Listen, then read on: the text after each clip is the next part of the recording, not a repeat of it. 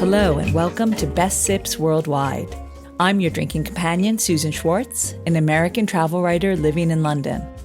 Thanks to my mother's love of martinis, the first words I spoke were shaken, not stirred, and I've been obsessed by the history of cocktails ever since. Through the years, I've been lucky enough to sip some of the best made by the best. Hear that sound? It's time to cozy up to the bar and let me introduce you to the movers and shakers of the world's most famous watering holes.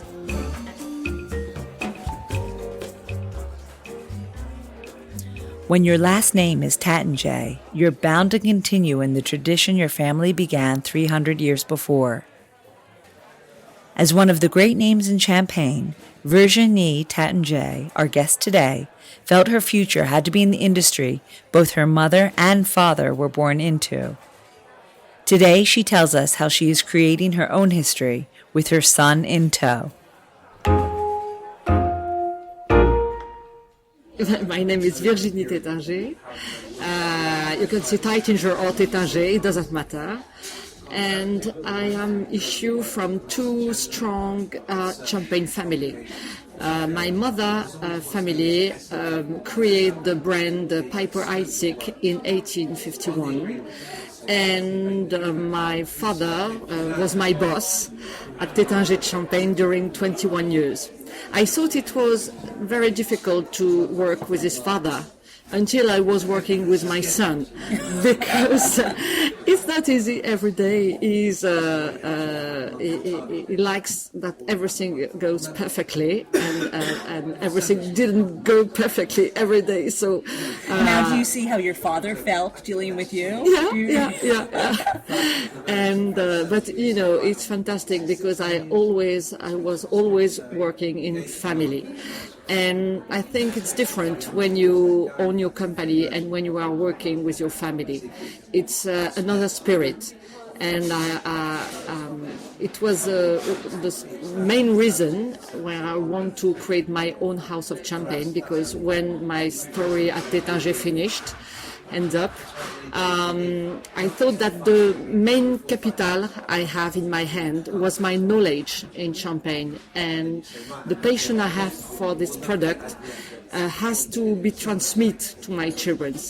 I realize that if I don't create my own house of champagne, this capital is going to die. And since a generation, we create in Champagne, and I don't want to be the last one who knows this knowledge. So I guess you feel the burden of history to keep creating champagne.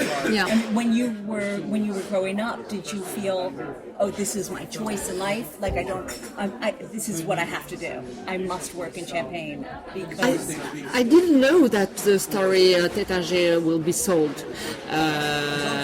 But when it was sold and when my job was over, I realized I was 47 years old at that time. I realized that everything I know, I want to give this gift to my children, because it's a fantastic passion, champagne. Champagne is more than a wine. Champagne is a way of life. So when you left Taittinger, you could have done anything, and you really felt that pull to go back. Yeah. To go back. Absolutely. I didn't imagine my life without champagne every day, and it was in my blood. My grandmother felt the same way. Really? She always had a bottle of champagne in a refrigerator. I'm sure that my blood is sparkling. Probably. Absolutely. So champagne is part of my life, and I want to continue this adventure. But the first question was, which kind of champagne I love?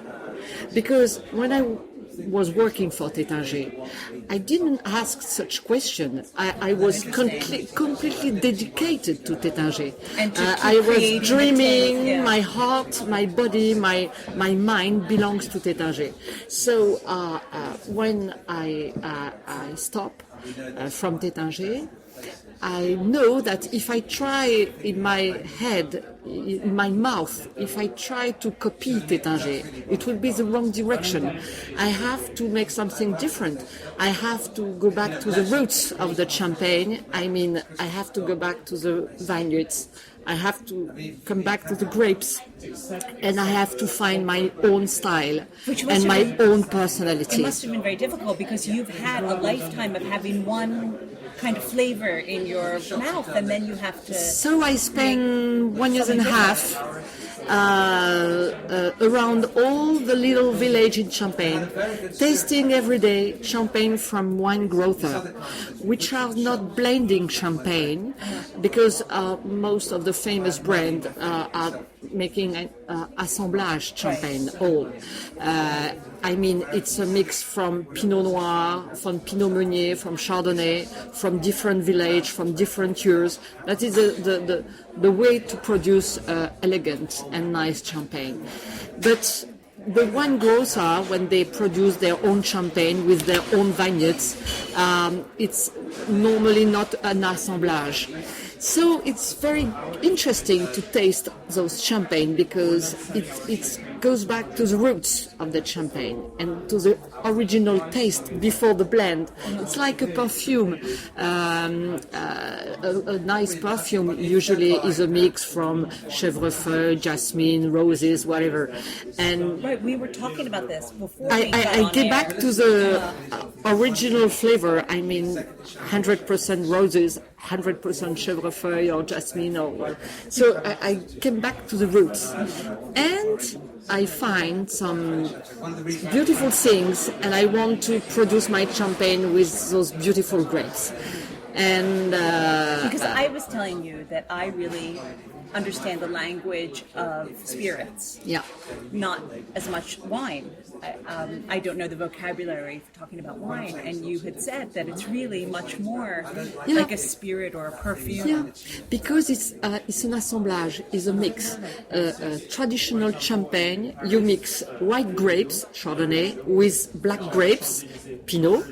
You mix different village coming from different region in Champagne. In my Champagne, I mix grapes coming from Montagne de Reims, grapes coming from Vallée de la Marne, grapes coming from Côte des Blancs, and I have 15 different cru. Cru, it's village inside my bottle of champagne. So this is not a point of view that the wine in Bordeaux, you have a chateau, a castle. In front of the castle you have the vineyards, and the wine came exclusively from the vineyards. In Champagne, most of the house of Champagne didn't belong the grapes. We all buy grapes here and there, and we make a mix, which is like a parfum to on final have your own taste. So we all play with the grapes coming from Champagne, of course, and we all give the style and the personality that we want. And we choose. Was your son also part of this discovery process? He start because it's you need a long time. Tasting is a big and long road to appreciate the different style and to compare the flavor of the Chardonnay coming from the Côte des Blancs, from the village Ménil-sur-Roger or Avize, comparing to the Chardonnay coming from Montagne de Reims, producing in the village Versonnet or Sillery or Mailly. You see the differences. It's incredible. I guess the mastery. You have to being able to combine them into something that. Yeah, you have to drink a lot at the end to be Which is good. Never a bad thing. I have to tell you the truth. I love that. At the end, I love that. If you don't love that, it's terrible. No. But I love that. I think you have to love it. Yeah. Even sometimes I'm not sure I want to drink some champagne. When I'm listening, just the noise of the cork, the opening of the bottle of champagne, it makes me excitement already. I have. Well, I think that's true, especially in this century or whatever, and the 20th century and the 21st century. Definitely, there is. How can I say this? There's you never think a bad thing when you hear a cork being opened. Yeah. It's always a good thing. It's You are always going to listen to that noise. Yes, I'm going we to want that open. noise. Yeah, you want now? Yes, of course. It's always that noise. Supposedly December 31st is National Champagne Day. Yeah. Of course, that would be the only day to choose. I think because so many corks are being opened. Champagne is definitely the one drink that is always thought of as something positive. There's always a celebration, and whether that celebration is every day, you celebrate every day, or once in a lifetime, definitely champagne is part of that. And because I have to innovate, because my way was to produce the champagne for tomorrow, not from yesterday. There is so many good brands, well established, that I have to innovate. I have to be creative.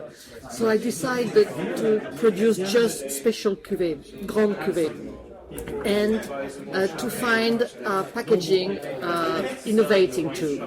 So all my box, you transform the box in ice bucket, and in front of you you see the bottles with the ice bucket, which is the box, the original box that you have with each bottle of my 6-year-old champagne. Second, I use thermo ink, which is at the beginning it's white, but when the consumption temperature is alright, 110 degrees, it becomes red. The glass is very important. If you drink a wine in a good glass and in a bad glass, you will see a difference. There is no difference if it's the same bottles, but you will taste differently. So the glass is very important. I like this type of glass. I like the glass which called tulip glass, because you have a good sensation and it's easy to drink the champagne. When it's too small, when it's a flute, it's more difficult. So I like this type of glass. So first you smell, but really smell. When you have a young champagne, when you smell, you will have the sensation to smell alcohol, and the bubbles touch a little bit your nose, When you smell, I would say, old champagne, a 6-year-old champagne, you will smell really the flower of the grapes. And because I have 80% Pinot, which is the black grapes, you will really smell the Pinot Noir, the Pinot flower. Sometimes there is sommelier who are talking about wine with words like, it smells honey, raspberry, pain grillé, bread grill, or whatever it is. I never put that in my champagne. Just great. Yeah, it's just grapes. Chardonnay, 20% Chardonnay, 10% Pinot Meunier, and 70% Pinot Noir. So it's really Pinot Noir champagne. I love Pinot Noir. It's a very generous type of grapes. Every year, a Pinot Noir is in the rendezvous. Chardonnay, it's delicious, but it's more difficult to produce a very good Blanc de Blanc champagne with just Chardonnay. And you cannot do that every year, because some years Chardonnay you are a little bit disappointed about the Chardonnay. Pinot Noir is always a good friend. Always here, always nice, always at the rendezvous. It's delicious. Thank you. It has to be, because I'm the first drinker of my champagne. I drink my champagne every day. If I didn't produce a marvelous champagne, I will punish myself. So because I am the first consumer, or my son. So I make a good champagne. This is very important because when I was working for Taittinger, I was in a very high level company, and it's always the same story. When you are on the high level, you never want to go down. So it was for me an evidence to produce a very good champagne. Of course, with my taste, which is different. But I cannot say I produce a better champagne than this brand or this brand. No, I produce with my heart, with my style, and with my personality. I make my choice, but